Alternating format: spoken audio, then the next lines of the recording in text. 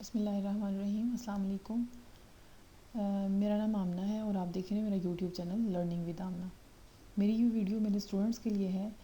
मेरे स्टूडेंट्स के लिए मैंने जो अपलोड किए हैं जो वीडियोस उन्होंने उसमें मुझे उन्होंने बहुत सारे क्वेश्चंस किए हैं कि ये कुछ क्वेश्चंस हैं जिनका आंसर उन्हें समझ नहीं आ रही। तो मैं इस वीडियो में उन सारे क्वेश्चंस को कवर करूँगी। मुझे उम्मीद है कि इनके बाद इस वीडियो के बाद आपको ये सारी चीज़ें बहुत अच्छे से समझ आएंगी अपनी असाइनमेंट के बारे में। ठीक है, क्वेश्चन नंबर फर्स्ट की तरफ हम चाहें कि हमारा फर्स्ट क्वेश्चन नंबर फर्स्ट क्या है। अच्छा, स्टूडेंट्स ने पूछा है कि असाइनमेंट्स टाइप फाइल में होनी चाहिए या हैंड रिटन होनी चाहिए। ठीक है, अच्छा, अकॉर्डिंग टू मी आप अगर असाइनमेंट को कंपोज करके अपलोड करते हैं तो ये सबसे बेस्ट तरीका है और यूनिवर्सिटी की भी यही इंस्ट्रक्शंस हैं।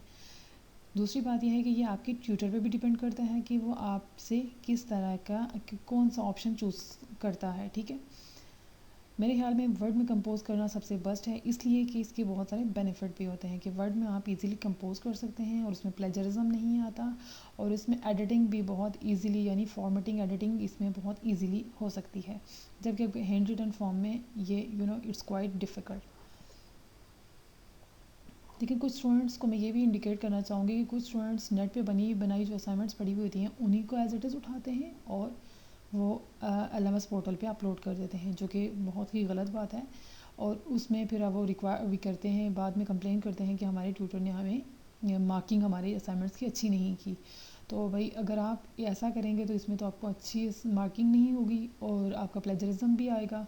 क्योंकि टीचर को तो बहुत अच्छे से पता चल जाता है। टीचर्स के एक ही असाइनमेंट को 10 स्टूडेंट्स ने अगर अपने नाम चेंज करके सिर्फ नाम चेंज करके भेजा हो तो टीचर तो बहुत इजीली पहचान लेता है। और दूसरी ये बात है कि नेट पे पड़ी हुई असाइनमेंट्स की नज़र तो हर नज़र में होती है, तो उसका आपको पता चल जाता है। बेशक स्टूडेंट्स जितने भी सोचें कि नहीं टीचर को समझ आती है, लेकिन टीचर को समझ आ जाती है, इसलिए आपकी मार्किंग अच्छी नहीं होती। ठीक है, इसलिए ज़रूरी है कि आप असाइनमेंट को थोड़ी सी मेहनत करके कंपोज करके अच्छी सी फॉर्मेटिंग करके और अपना नाम और रोल नंबर ज़रूर लिखा करें अपनी असाइनमेंट पे।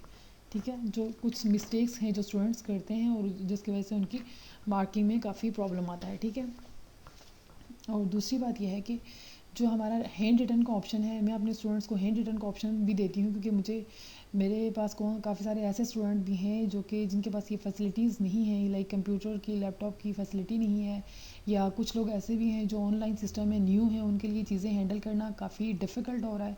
तो मैं उनको ये ऑप्शन देती हूँ कि वो हैंड रिटन फॉर्म में भी असाइनमेंट लिख के और मुझे PDF फॉर्म में कन्वर्ट करके भेज दें।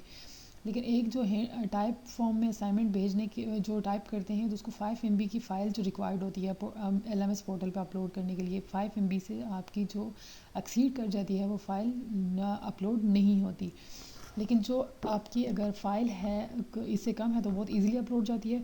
लेकिन जब आप हैंड रिटन फॉर्म की तरफ जाते हैं तो हैंड रिटन फॉर्म में ये होता है कि जब आप बहुत ज़्यादा आपका डाटा बन जाता है तो आप उसको स्कैन करवाते हैं तो वो 5 MB से क्रॉस कर जाता है। लेकिन जब क्रॉस करता है तो फिर आप उसको जब स्क्वीज़ करते हैं, यानी कि उसको कंप्रेस करके भेजते हैं, तो वो फिर टीचर के लिए रीडेबल नहीं होता, वो काफ़ी कॉम्प्लिकेटेड हो जाता है रीड करना। ठीक है, तो इसलिए इन चीज़ों को भी आप काइंडली कंसिडर किया करें।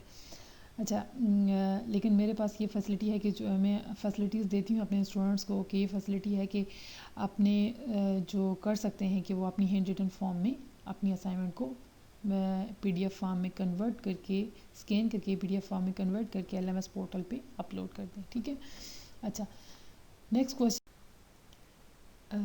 क्वेश्चन है हमारा, how to get books in a soft form. ठीक है, अच्छा, कुछ स्टूडेंट्स को ये समझ नहीं आ रही कि वो असाइनमेंट को अपनी कैसे तैयार करें, क्योंकि उनको अभी तक बुक्स तो रिसीव नहीं हुई और प्रॉब्लम है उनके लिए कि वो उनके पास कोई मटेरियल नहीं है। तो अपनी असाइनमेंट की लास्ट डेट आ चुकी है कि आपने 15 जनवरी से पहले पहले अपने असाइनमेंट सबमिट करवानी है, तो काफ़ी प्रॉब्लम है उनके लिए। मैंने कुछ स्टूडेंट्स के लिए स्टेप्स लिखे हैं कि आपने कहाँ से डाटा लेना है और आपने अपनी असाइनमेंट तैयार करनी है। ठीक है, इसमें आपको कुछ स्टेप्स बताने जा रही हूँ, जिन स्टेप्स को आप फॉलो करते हुए अपने लिए अपनी बुक को सॉफ्ट फॉर्म में ले सकते हैं और उसको यूटिलाइज़ कर सकते हैं। ठीक है, पे जाने के बाद आपने क्या करना है कि AIOU बुक्स टाइप कर देना है। ठीक है, इसमें आपके पास ऑप्शन आ जाएगा AIOU बुक्स इन ए सॉफ्ट फॉर्म। ये नीचे एक लिंक भी दिया गया हो, आप डायरेक्टली इस लिंक पे भी जा सकते हैं और यहाँ से AIOU बुक्स भी डाल के गूगल में, तो आपके पास सॉफ्ट फॉर्म में आ जाएगा। ठीक है, जैसे ही आप ये डालेंगे तो उसके पास आपके पास एक ऑप्शन आ जाता है, AIOU का पेज खुल जाएगा और उसमें आपके पास आपने सेलेक्ट प्रोग्राम करना है।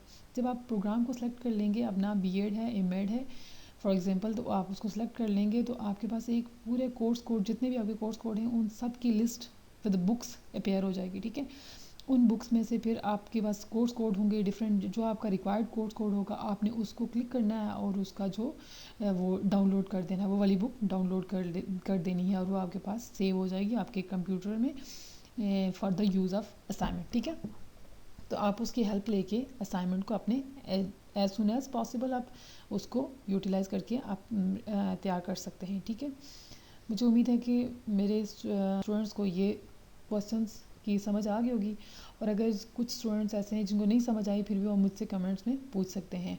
काफ़ी सारे स्टूडेंट्स हैं मेरे, मोर देन 70-80 स्टूडेंट होते हैं, तो सब स्टूडेंट्स को मोबाइल पे रिस्पॉन्स करना और डिफरेंट अलग अलग से उनके क्वेश्चंस का आंसर करना क्वाइट डिफ़िकल्ट हो जाता है।